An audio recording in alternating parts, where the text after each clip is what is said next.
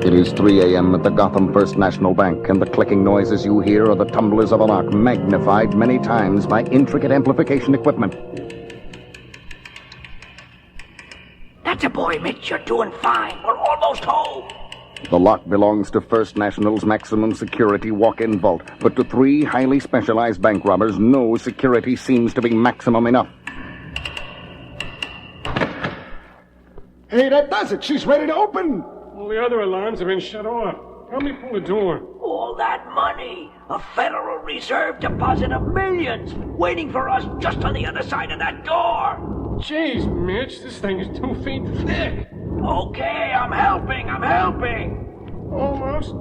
Just a little more. Good evening, gentlemen. We're glad you could drop by. Batman! Don't you fellas know it's polite to knock first? And Robin! They were waiting inside! No, it isn't fair. How could they know? Every crook makes at least one mistake, French, and your gang is no exception. Your mistake was falling for the phony news item Batman planted about a huge Federal Reserve deposit in this branch. Hey, what are we running here at the bank? Let's plug them. They're on top of us already! Robin and I prefer a fight without guns, and we expect the same from you. Batman, look out! The third crook has another gun? Not a gun, boy wonder. But something far more useful. A bank robber flips a switch on the strange circuit-studded gadget in his hand, and at once the air is filled with a piercing, ear-splitting sound. Ah! My ears! Oh, me too, Robin. I can't even think straight. That's the whole idea behind our sonic disruptor, Batman. A few more seconds of this, and you and a punk will be on the floor in agony. Yeah, while we stand back and enjoy the show, thanks to the special high-frequency earplugs the 3 of us are wearing.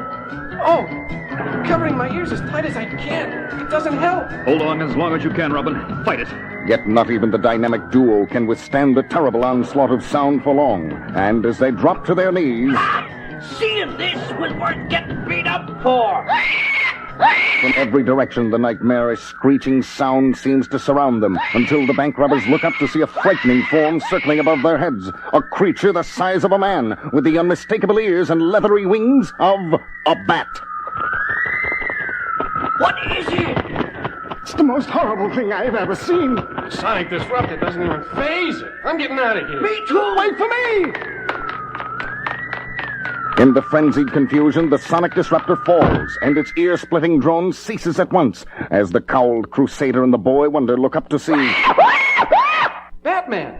That thing! It's going after the bank robbers! I know, Robin. Hey, put me down. It's got me in its claws. Look out! He's dropping you on top of me! Do you believe this? It slammed 2 of them together. Now it's pulling the third crook into the air. Help! Help! And knocking him senseless into the side of the wall. What a show! The creature's flying away, Batman. Let's go after it. No, Robin. The least we can do in gratitude for its help is to leave Man-Bat in peace. Man-Bat? You know this guy? Monster, whatever he is? Yes, and I know he must be in great pain right now. That's why he flew off. I don't understand. Like a true bat, Man-Bat's hearing is ultra-sensitive to even the minutest sounds. If you think that sonic disruptor was rough on us, I'd hate to imagine how it must have felt to him. He must be a very brave man. He is a man, isn't he?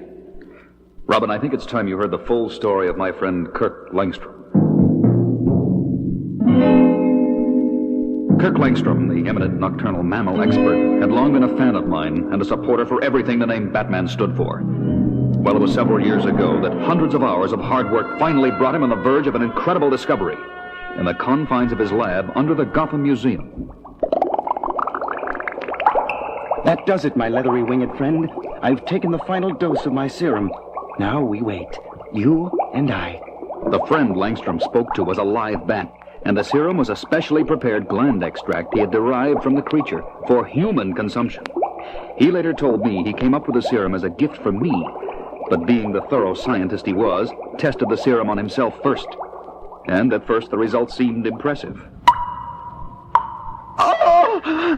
That infernal noise is unbearable! What in heaven's name can be causing so much racket?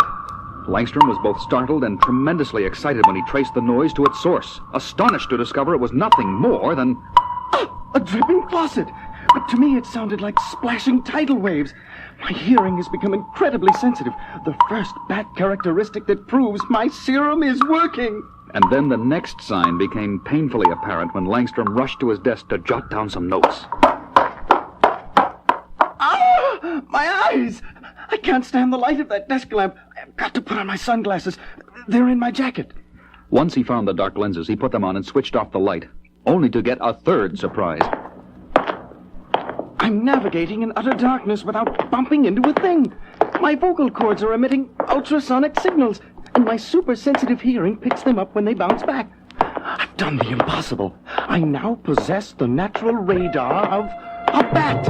Yes, Langstrom had achieved the impossible all right, far more so than even his wildest imaginings, because when he happened to look down at his hands... Oh, my God. My hands, they're growing hairy, with claws, like a bat. I don't understand. Can this be a side effect of the gland extract? I'll put on some gloves. It's only temporary. It has to be. But while preparing to go out, he encountered still another ominous sign. My hat! What pushed it off my head? By now, Langstrom already knew the worst, but he had to run to a mirror to see the horrible, ghastly truth for himself. I have giant ears, red eyes, fur instead of skin. This can't be happening. But it is. I've become a man-bat. Once the initial shock of his nightmarish fate had worn off, Langstrom remained at his museum lab late into the night, trying to discover where his serum had gone wrong. Until his work was interrupted by a ruckus in the jewelry exhibit upstairs in the museum. It was the Blackout Gang at work, a group that wore special equipment to enable them to operate in the dark. But that night they were encountering opposition, namely me. It's Batman! We've got the advantage! We can see him, but he can't see us! Jump him! I was badly outnumbered, but with that many rats in my back, anywhere I punched, my fist connected. I was holding my own well enough when all of a sudden... What the places is that? I see it too, but I wish I didn't.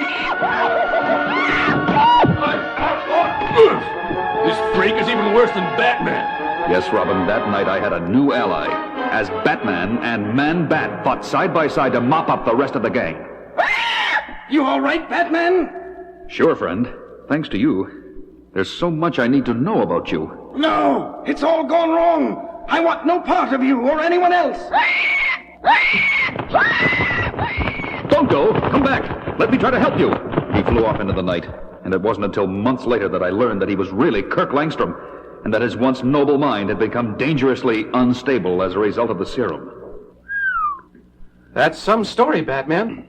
Did it ever have a happy ending? Finally, after several months, I was able to catch up with him and administer the chemical antidote that turned Langstrom back to his human form. Everyone had high hopes for his recovery, especially when Langstrom decided to marry his fiancée, Francine, soon after that. And then what happened? They married, but by that time, Langstrom had relapsed into Man-Bat again. And he persuaded poor Francine to take the gland extract so that she, too, became a bat. It was his way of getting her to prove her love for him. Man, those two have been through a lot. And I thought the worst was behind them, until tonight. Poor Langstrom must have suffered another... You took my man-bat away! As for that, you must die! Look out! Langstrom's back! But he's not making sense! Wait a minute, Robin. I think I understand. This isn't Langstrom! Good grief! The thing has swooped up Batman! The fearsome creature of the night and the caped crime fighter locked themselves in furious and frenzied combat over Robin's head. I've got to do something. I know. My utility belt. Quickly, the Teen Wonder extracts a certain capsule and hurls it upward into the fray, where it breaks open in the face of Batman's monstrous opponent. Good thinking, Robin. That sneezing powder ought to give me the advantage I need. But just as Batman wrenches himself loose from the suffering creature, still another inhuman sound tears through the air. And as Batman agilely lands on the floor... Oh my gosh! Now there are two of them! The Man-Bats are fighting! No, they're not. The second one is trying to calm down the first, and he needs help. The masked manhunter extracts a bat rope and a batarang from his utility belt, and with skills and reflexes honed to absolute perfection, he flings the batarang upward. Right on, Batman! Your bat line is wrapping itself around both of them, binding them together. Now they can't use their wings. And without their wings... Man-bats don't fly. But when the dynamic duo runs up to the grounded inhuman pair... Look, Batman! The bigger one's got something in his hand. They're 2 hypodermic needles. Now I know what to do. And Batman does it, wasting no time and injecting each creature with one of the hypodermics.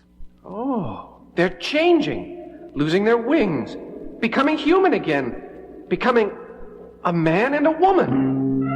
Oh, Kirk, I'm so sorry. I lost control of myself. To think I would try and kill Batman. It's okay, honey. It was the serum warping your mind. You didn't know. What happened, Kirk? It's all a misunderstanding, Batman. I was long overdue from an expedition in South America, and poor Francine was worrying about me here at home. Yesterday I was rummaging through Kirk's lab, very depressed, and I was so despondent I mistook the bat extract serum for my own drink. The next thing I knew, I was a bat. Once the serum affected her mind, Francine became wildly insane. And when I finally got home this morning, I found frantic scrawls drawn all over the walls, blaming you, Batman, for my disappearance.